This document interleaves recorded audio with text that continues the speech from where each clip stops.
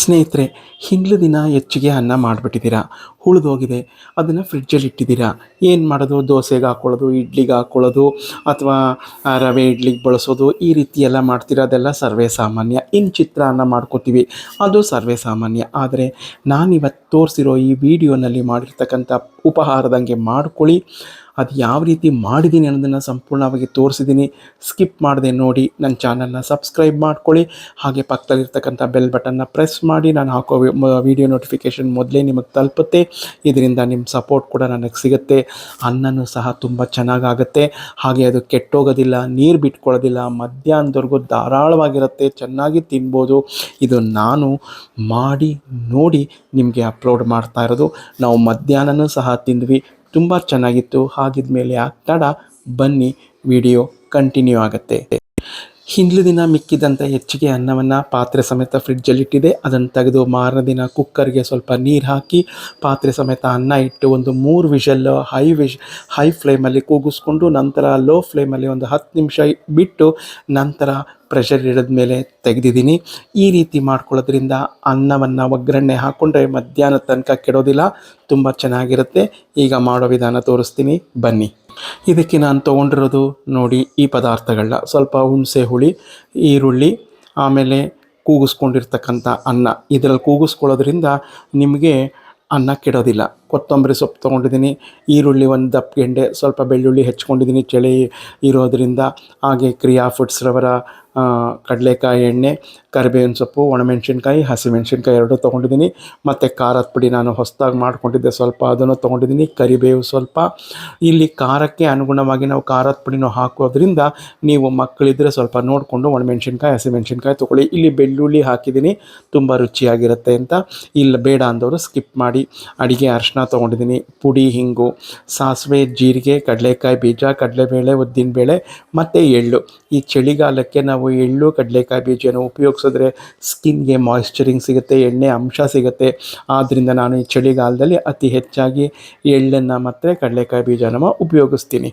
ನೀವು ಸಹ ಉಪಯೋಗಿಸೋದನ್ನು ಮರಿಬೇಡಿ. ಬರೀ ಸಂಕ್ರಾಂತಿ ಒಂದೇ ದಿನ ಅಲ್ಲ, ಈ ಚಳಿಗಾಲದಲ್ಲಿ ತುಂಬ ಉಪಯೋಗಿಸ್ಬೇಕು. ಆವಾಗ ನಮಗೆ ಚರ್ಮ ಸುಕ್ಕುಗಟ್ಟೋದಿಲ್ಲ ಮತ್ತು ಹೊಳಪಾಗಿ ಬರುತ್ತೆ ಚರ್ಮ. ಮತ್ತು ಕೊತ್ತಂಬರಿ ಸೊಪ್ಪು, ಬೆಲ್ಲ ನಿಮ್ಮ ಸಿಹಿಗೆ ಅನುಗುಣವಾಗಿ ತೊಗೊಳ್ಳಿ, ಇಲ್ಲಾಂದರೆ ಸ್ಕಿಪ್ ಸಹ ಮಾಡ್ಬೋದು. ಈಗ ಬನ್ನಿ ಮಾಡೋ ವಿಧಾನವನ್ನು ತೋರಿಸ್ತಾ ಹೋಗ್ತೀನಿ. ನೋಡಿ, ದಪ್ಪ ತಳದ ಪಾತ್ರೆ ಇಟ್ಕೊಂಡಿದ್ದೀನಿ. ಕ್ರಿಯಾ ಫುಡ್ಸ್ ರವರ ಗಾಣದಿಂದ ತೆಗೆದ ಕೊಬ್ಬರಿಯ ಕಡಲೆಕಾಯಿ ಎಣ್ಣೆಯನ್ನು ಒಂದು 4 ಸ್ಪೂನ್ ಹಾಕ್ಕೊಂಡಿದ್ದೀನಿ. ಅದು ಬಿಸಿ ಆಗಲಿ. ಎಣ್ಣೆ ಬಿಸಿಯಾಗಿದೆ. ಈಗ ಸಾಸಿವೆ ಜೀರಿಗೆ ಹಾಕ್ತಾಯಿದ್ದೀನಿ, ಅದು ಚಿಟಪಟ ಅಂತ ಸಿಡಿಲಿ. ಸಾಸಿವೆ ಜೀರಿಗೆ ಸಿಡಿದ ನಂತರ ನಾನು ಲೋ ಫ್ಲೇಮ್ಗೆ ಇಟ್ಕೊಂಡು ಕಡಲೆಕಾಯಿ ಬೀಜವನ್ನು ಹಾಕ್ಕೊಂಡು ಫ್ರೈ ಮಾಡ್ಕೊತೀನಿ.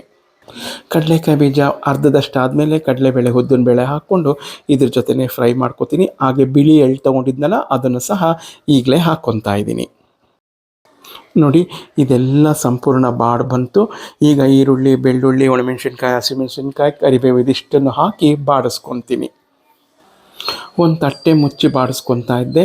ಈಗ ನೋಡಿ ಎಲ್ಲ ಬಾಡಿ ಬರ್ತಾಯಿದೆ. ಈರುಳ್ಳಿ, ಬೆಳ್ಳುಳ್ಳಿದೆಲ್ಲ ಹಸಿ ವಾಸನೆ ಹೋಗಬೇಕು, ಅಲ್ಲಿವರೆಗೂ ನಾವು ಬಾಡಿಸ್ಕೋಬೇಕು. ಸ್ನೇಹಿತರೆ ನೋಡಿ, ಇದೆಲ್ಲ ಬಾಡ್ತಾ ಬಂತು.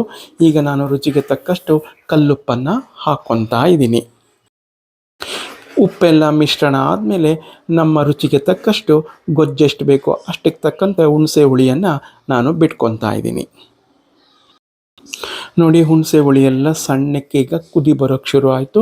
ಈಗ ನಾನು ಹೊಸದಾಗಿ ಮಾಡಿಟ್ಕೊಂಡಿದ್ನಲ್ಲ ಪುಡಿ, ಇದನ್ನು ನಾನು 2 ಸ್ಪೂನಷ್ಟು ಇದಕ್ಕೆ ಹಾಕ್ಕೊತಿದ್ದೀನಿ. ನಿಮ್ಮ ಮನೆಯ ಖಾರಕ್ಕೆ ಅನುಗುಣವಾಗಿ ಹಾಕ್ಕೊಳ್ಳಿ. ಯಾಕಂದರೆ ನಾವು ಒಣಮೆಣ್ಸಿನ್ಕಾಯಿ, ಹಸಿಮೆಣ್ಸಿನ್ಕಾಯಿ ಎಲ್ಲ ಒಗ್ಗರಣೆಯಲ್ಲಿ ಬಾಡಿಸ್ಕೊಂಡಿರ್ತೀವಿ. ಆದ್ದರಿಂದ ನಿಮ್ಮ ಖಾರಕ್ಕೆ ಅನುಗುಣವಾಗಿ ಸ್ವಲ್ಪ ಹಾಕ್ಕೊಳ್ಳಿ. ಹಾಗೆ ಅಡಿಗೆ ಅರಿಶಿನವನ್ನು ಸಹ ಹಾಕ್ಕೊಂಡು ನಾನು ಎಲ್ಲವನ್ನು ಮಿಕ್ಸ್ ಮಾಡ್ಕೊತೀನಿ. ಈಗ ನೋಡಿ ಸ್ನೇಹಿತರೆ, ಎಲ್ಲ ಮಿಕ್ಸ್ ಮಾಡ್ಕೊಂಡ್ಮೇಲೆ ಎಷ್ಟು ಚೆನ್ನಾಗಿ ಕಾಣುತ್ತೆ ಅಂತ. ಒಳ್ಳೆ ಸಣ್ಣ ಕುದೀತಾ ಇದೆ. ಈಗ ರುಚಿಗೆ ತಕ್ಕಷ್ಟು ಬೆಲ್ಲ. ಇದು ನಿಮ್ಗೆ ಇಷ್ಟ ಇದ್ದರೆ ಹಾಕ್ಕೊಳ್ಳಿ, ಇಲ್ಲಾಂದರೆ ಸ್ಕಿಪ್ ಮಾಡ್ಕೊಳ್ಳಿ. ಸ್ನೇಹಿತರೆ ನೋಡಿ, ಎಲ್ಲ ಕುದೀತಾ ಬಂತು. ರುಚಿ ನೋಡಿದೆ, ಹುಳಿ ಉಪ್ಪು ಖಾರ ಸಿಹಿ ಎಲ್ಲ ಕರೆಕ್ಟಾಗಿದೆ. ಸುತ್ತ ಎಣ್ಣೆನೂ ಸಹ ಬಿಟ್ಟು ಬಂದಿದೆ. ಈ ರೀತಿ ನಾವು ಗೊಜ್ಜನ್ನು ಕುದಿಸ್ಕೊಂಡ್ರೆ ಅನ್ನವನ್ನು ಬಿಸಿ ಮಾಡ್ಕೊಂಡಿರೋದ್ರಿಂದ ನಿಮಗೆ ಮಧ್ಯಾಹ್ನ ಅಲ್ಲ ಸಾಯಂಕಾಲ ತನಕ ಇಟ್ಟರು ಇದು ಕೆಡೋದಿಲ್ಲ. ಧಾರಾಳವಾಗಿ ಮಕ್ಕಳಿಗೆ, ಮನೆಯವರಿಗೆ, ಎಲ್ಲರಿಗೂ ಲಂಚ್ ಬಾಕ್ಸಿಗೂ ಸಹ ನೀವು ಕೊಟ್ಟು ಕಳಿಸ್ಬೋದು. ಹಿಂದಿನ ದಿನ ಅನ್ನದಲ್ಲಿ ಬರೀ ಇಡ್ಲಿನೇ ಮಾಡಬೇಕು, ದೋಸೆನೆಗೆ ಹಾಕ್ಕೋಬೇಕು ಅನ್ನೋ ಗೋಜು ಬೇಡ. ಬರೀ ಚಿತ್ರಾನ್ನನೇ ಲೆಮನ್ ರೈಸೇ ಮಾಡ್ಕೋಬೇಕು ಅಂತಿಲ್ಲ. ಈ ರೀತಿ ಮಾಡಿಕೊಂಡ್ರೆ ಸಾಯಂಕಾಲ ತನಕನೂ ಇರುತ್ತೆ. ಒಮ್ಮೆ ಟ್ರೈ ಮಾಡಿ ಹೇಗಿತ್ತು ಅಂತ ನನಗೆ ಕಮೆಂಟ್ನಲ್ಲಿ ತಿಳಿಸಿ. ಸ್ನೇಹಿತರೆ, ನಾನು ಕೂಗಿಸ್ಕೊಂಡಿದ್ದಂಥ ಅನ್ನ ಎಲ್ಲ ಪ್ರೆಷರ್ ಇಳಿದು ತಣ್ಣಗಾಗಿತ್ತು. ಅದನ್ನು ಬೇರೆ ಪಾತ್ರೆಗೆ ಹಾಕ್ಕೊಂಡು 2 ಸ್ಪೂನ್ ತುಪ್ಪ ಮತ್ತು ಇಂಗಿನ ಪುಡಿ, ಸ್ವಲ್ಪ ಖಾರದ ಪುಡಿ ಎಲ್ಲವನ್ನು ಮೇಲೆ ಉದುರಿಸ್ಕೊಂಡಿದ್ದೀನಿ. ಈಗ ನಾನು ಮಾಡಿರ್ತಕ್ಕಂಥ ಗೊಜ್ಜನ್ನು ಇದಕ್ಕೆ ಹಾಕ್ಕೊಂಡು ಸಂಪೂರ್ಣ ಮಿಶ್ರಣ ಮಾಡಿ ನಿಮಗೆ ತೋರಿಸ್ತೀನಿ. ನೋಡಿ ಸ್ನೇಹಿತರೆ, ಸಂಪೂರ್ಣ ಮಿಶ್ರಣ ಮಾಡಿದ್ದೀನಿ. ಹೆಂಗಿದೆ ಅಂತಂದರೆ ಒಳ್ಳೆ ಪುಳಿಯೋಗರೆ ಥರನೇ ಇರುತ್ತೆ, ತುಂಬ ಚೆನ್ನಾಗಿರುತ್ತೆ. ಒಮ್ಮೆ ಟ್ರೈ ಮಾಡಿ. ಹಾಗೆ ನಿಮ್ಮ ಅನಿಸಿಕೆ ಅಭಿಪ್ರಾಯಗಳನ್ನ ಕಮೆಂಟ್ ಮುಖಾಂತರ ತಿಳಿಸಿ. ಹಾಗೆ ಮತ್ತೊಂದು ವಿಡಿಯೋಂದಿಗೆ ನಾಳೆ ನಾನು ಬರ್ತೀನಿ. ಎಲ್ಲರಿಗೂ take care, bye, see you. ನೋಡಿ, ಕೊತ್ತಂಬರಿ ಸೊಪ್ಪೆಲ್ಲ ಉದುರಿಸಾಯಿತು. ಅದ್ಭುತವಾದ ಹಿಂದಿನ ದಿನ ಉಳಿದಂಥ ಹೆಚ್ಚಿಗೆ ಅನ್ನವನ್ನು ನಾವು ಈ ರೀತಿ ಕುಕ್ಕರಲ್ಲಿ ಕೂಗಿಸ್ಕೊಂಡು ಮಾಡಿಕೊಂಡ್ರಂತೂ ಸೂಪರಾಗಿ ಸಖತ್ತಾಗಿರುತ್ತೆ. ಯಾರಿಗೂ ಗೊತ್ತೇ ಆಗೋದಿಲ್ಲ ಇದು ಹಿಂದಿನ ದಿನ ಅನ್ನ ಅಂತ. ತುಂಬ ಚೆನ್ನಾಗಿರುತ್ತೆ. ಒಮ್ಮೆ ಮಾಡಿ ನೋಡಿ ಹೇಗಿತ್ತು ಅಂತ ತಿಳಿಸ್ತೀರಾ ಅಲ್ವಾ?